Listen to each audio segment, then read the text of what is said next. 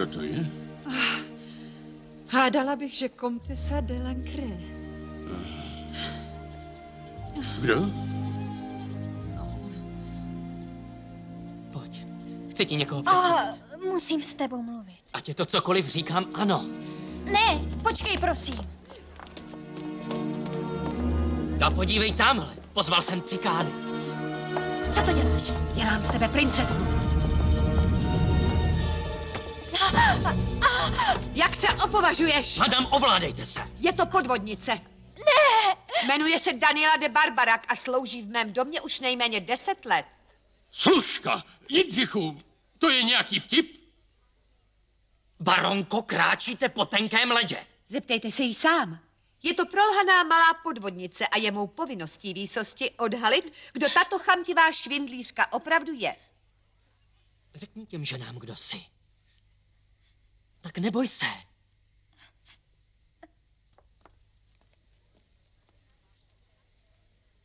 Pokloň se před princem, ty drzá lhářko! Můj bože, to nemůže být pravda. Nicole. Nicole de Lancre byla má matka. Jsem to, co říká.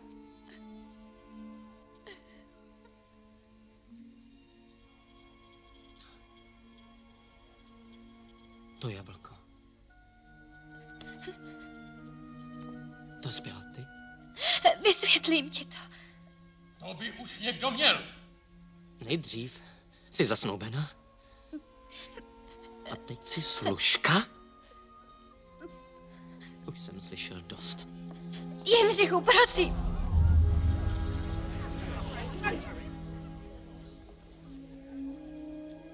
Už ne. Neříkejte mi tak neformálně, madam.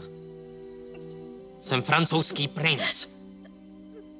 A vy jenom služka.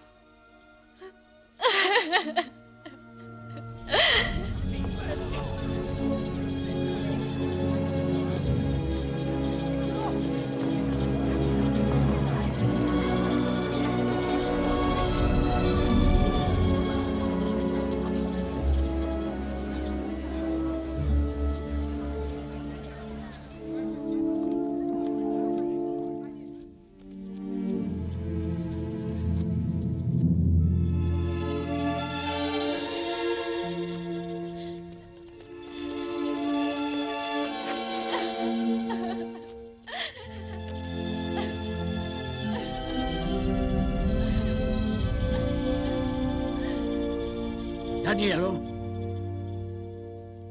Danielo!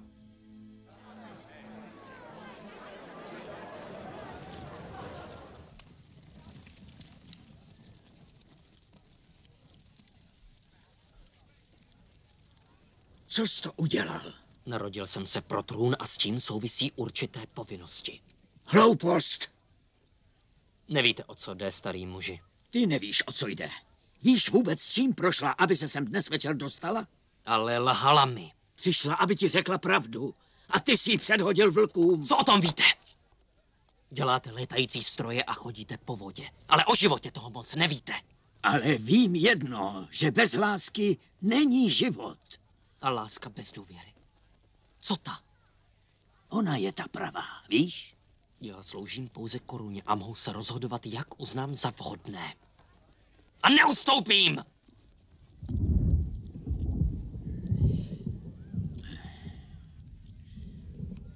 Potom si ji nezasloužíš.